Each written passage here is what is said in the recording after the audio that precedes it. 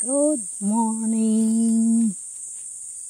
Ay, maglakad-lakad tayo. Papunta na naman sa ating taniman.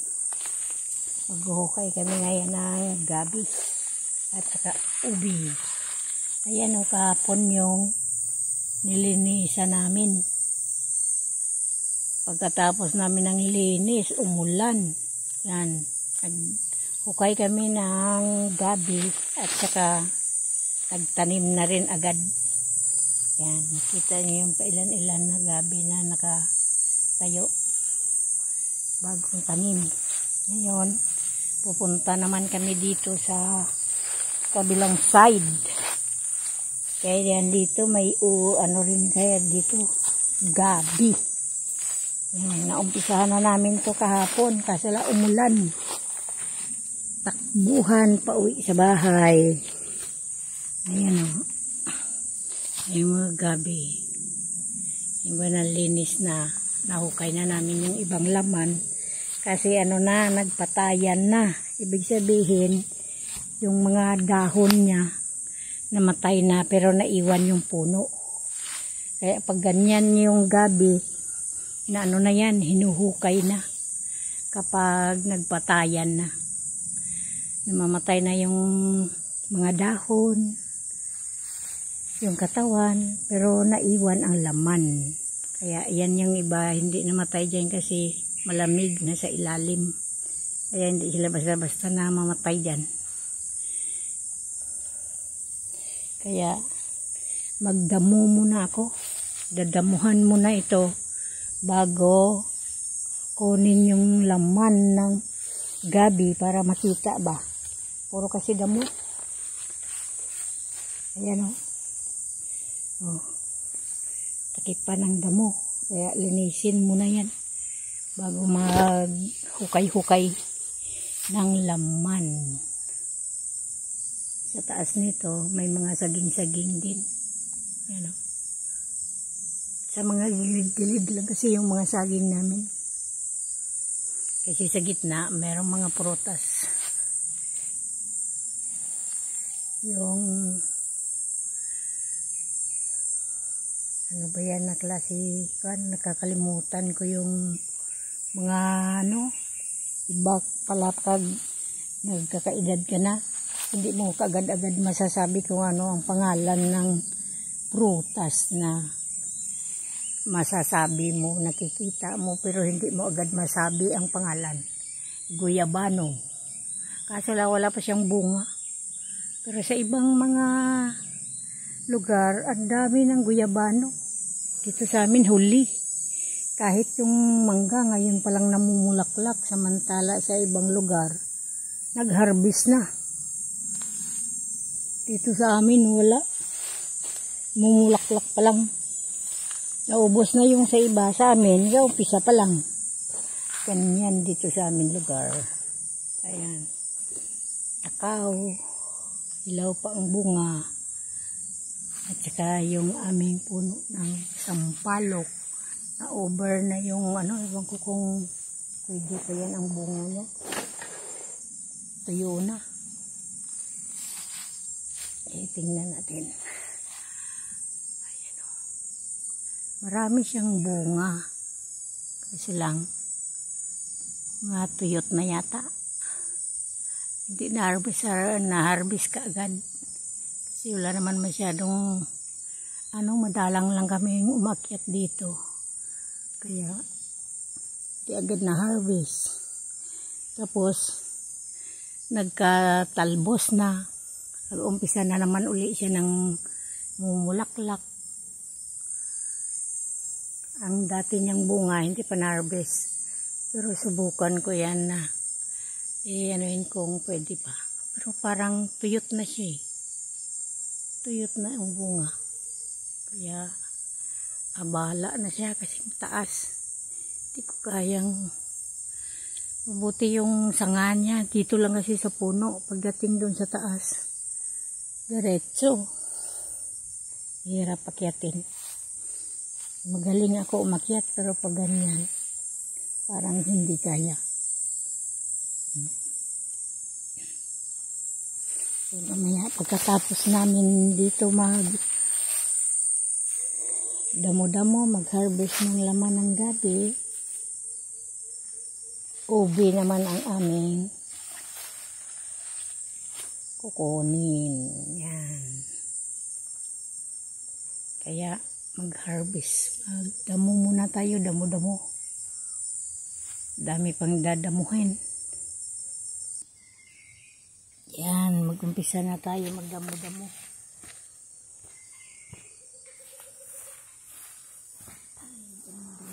Ito ang gamit ko.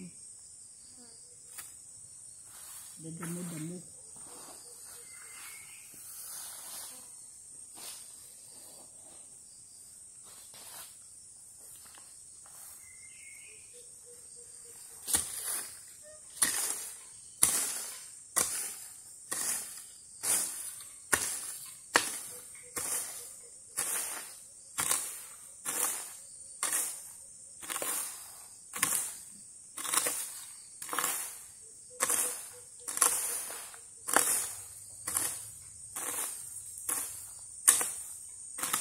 Hindi pa ako nakaumpisa ng damo, pero ang pawis ko tulo na.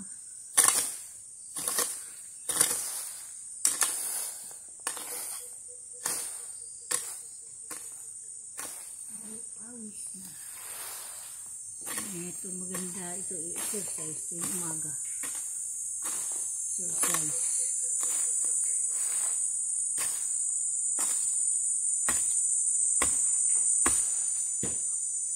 Ibang gabi hindi naglaman. Ayan.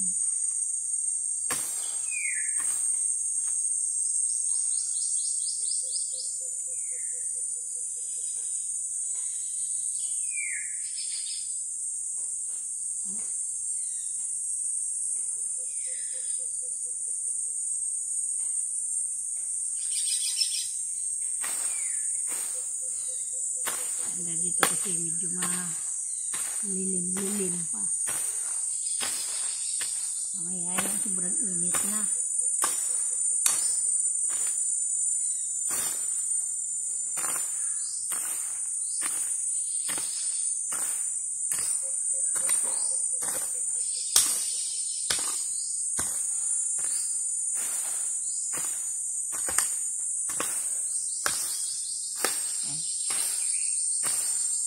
Sayad yung laman ng gabi.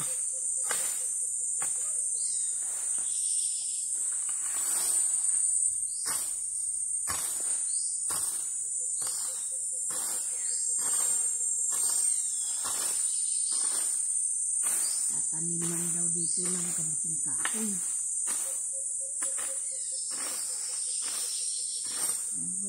Tanim kami dati dito. Binira lang ng mga gagaling. Gabi. Sikyak. Ito tulo laman.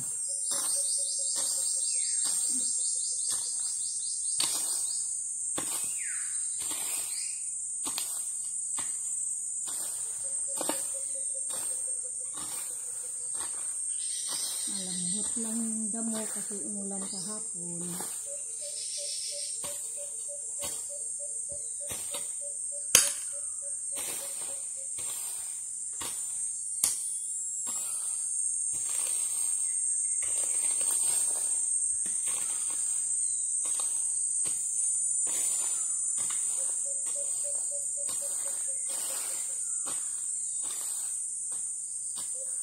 Linis tayo nung nakaraan doon yun sa kabila.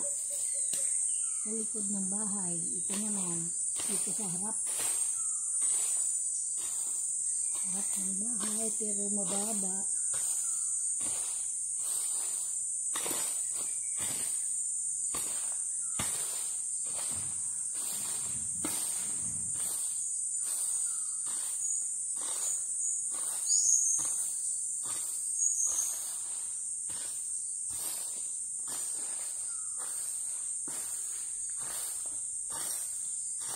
Sa roll. Kayo ba pag naglinis sa roll din ang gamit mo? O halabas. May halabas din ako, may utak. Pero may gusto ko ito kasi hindi masyadong sakit sa likod kapag nakayupo.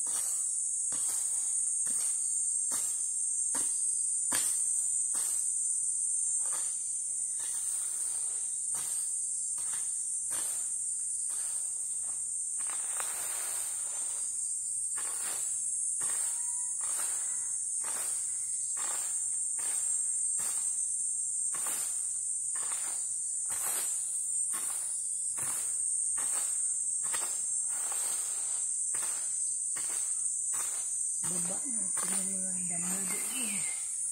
Sa baba din. Para doon sisigaan.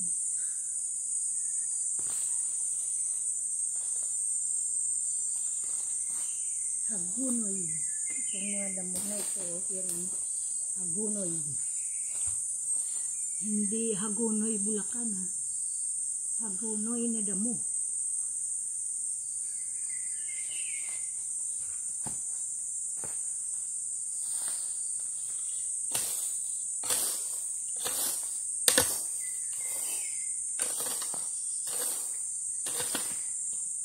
Dami kasi dito mga bato-bato.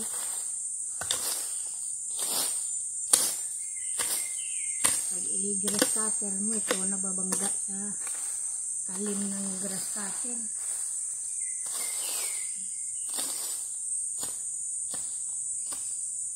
Mahirap mag-grass cutter pag maraming bato. Masisira yung talim.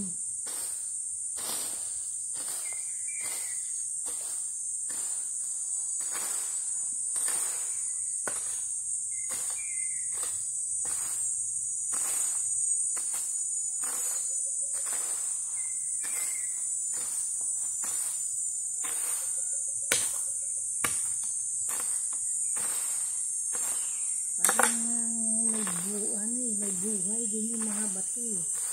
Pag nag-grass cutter kami, kinukuha namin yung bato. Pagdating ng sunod na taon, pag grass cutter ulit, meron na naman bato. Yung mga maliliit na bato, yata lumalaki higit agad.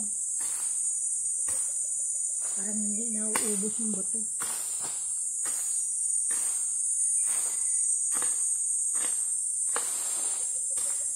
Kinuha mo na, pero pag daan mo uli, meron na naman uli.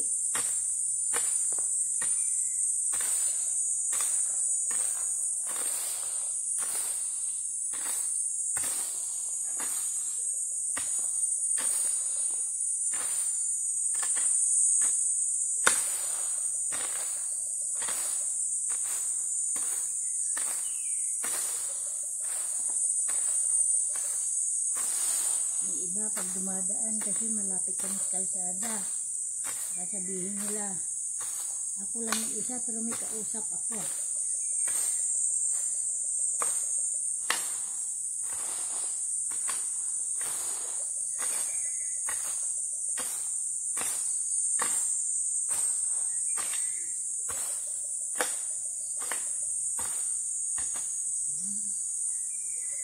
Pababa ng pababa, pagiti pababa.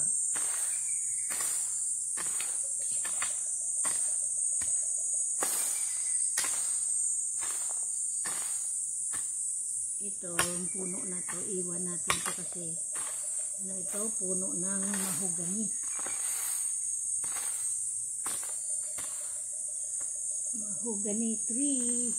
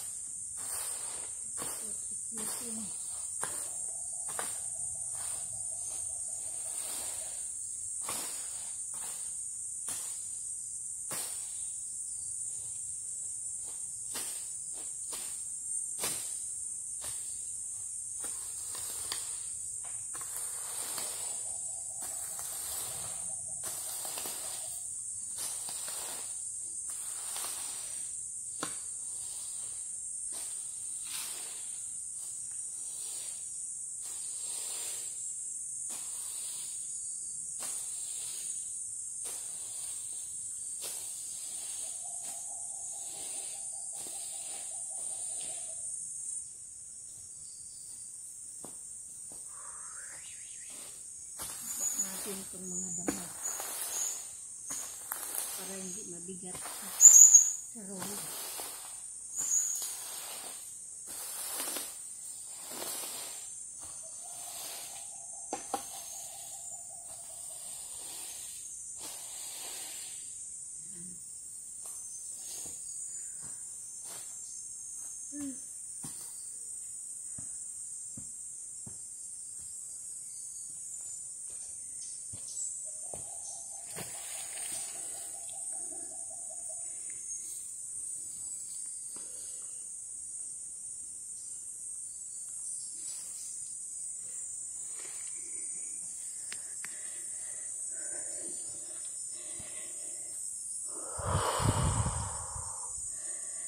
Ang ating nadamuhan. Tatapusin natin yan hanggang sa baba.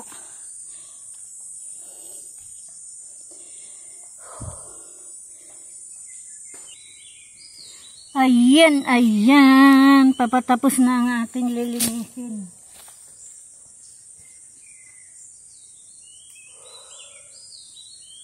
Papatapos nito. Dito na tayo banda sa baba.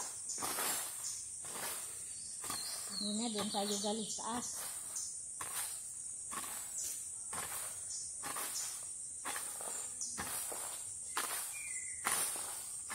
Ganyan ang buhay nasa bukid ka. Naglinis sa pag-init. Para pagdating ng tag-ulan, tatanim na lang. Marami-rami pang lilinisin. Naman daw po ng kamuting kahoy.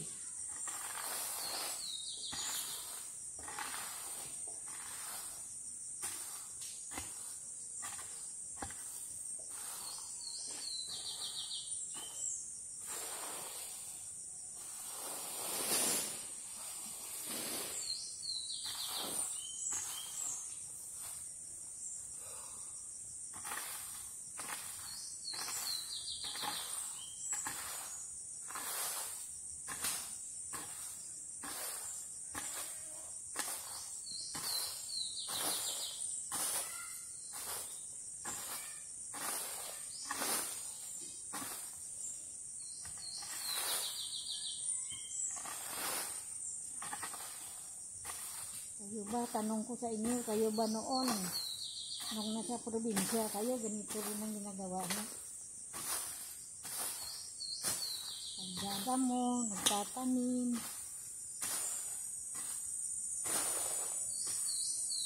Kasi ako sanay ako mula bata ako. Ganito ang trabaho namin.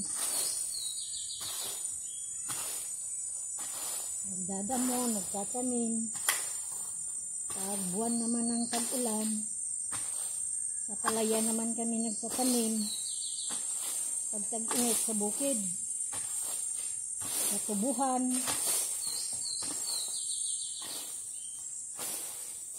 tatanim ng tubo.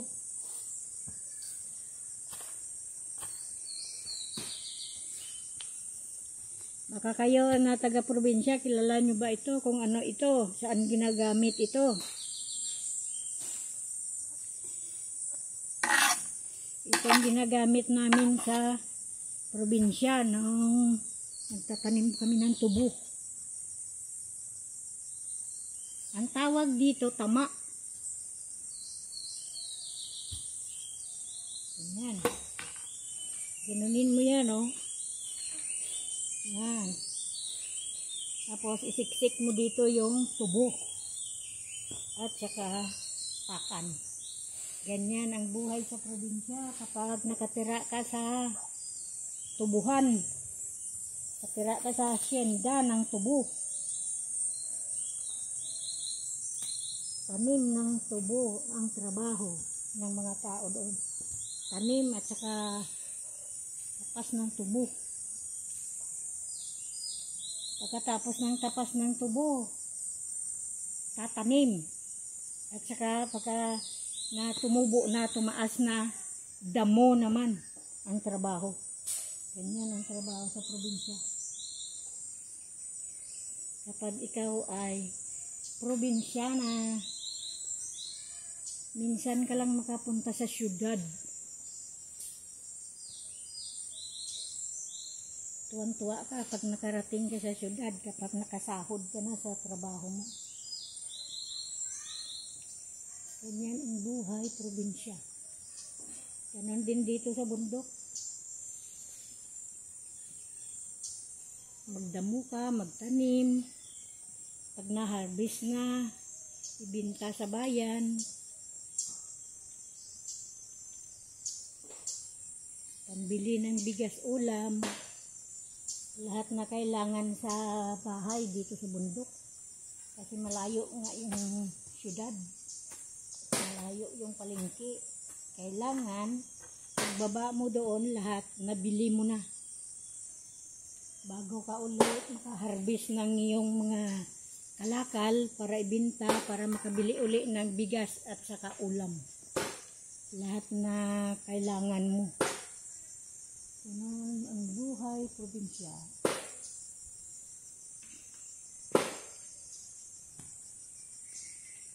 Kayo, mag-comment din kayo, magkwento din kayo ng buhay-buhay nyo. Shout out kay Ma'am Erlinda Official Vlog, Ma'am Edita Mix Vlog, Scarlett Arellano Mix Vlog, Apin TV Mix Vlog, Kagwang Wakiwak Official, Kawaki TV, Kahimas Official, at saka syempre ang ating Friends Mix Vlog. Paki-support naman po. At saka may nakalimutan pala ako. Ma'am Blissful Balance. Shout out po kay Annalyn, kay Ma'am Chay, kay Sir MMK, at saka kay Deji, yung mga tumutulong sa amin. Ha? Anime Reactor, at saka It's Me, Bibang, Muntik na, Pretty Mind, 143. Shout out sa inyo lahat. Lahat na mga nasa mga OFW dyan sa ibang bansa. Shout out po sa inyo lahat. Kay Ma'am Julie, Ma'am Nati. Shout out po sa lahat-lahat. Yang hindi ko nabanggit, shout out na lang po sa lahat-lahat na OFW. Ha? Crisel.tv. Crisel.tv. Yung nagbigay kaya po ng 100 po. Oh. Kay Mami Luz. Shout out kay Mami Luz. Sa lahat na tumulong sa aming maliit na channel, shout out po sa inyo lahat. Hindi ko man mabanggit lahat na pangalan nyo. Shout out po sa inyo lahat. Salamat ng maraming. Bira.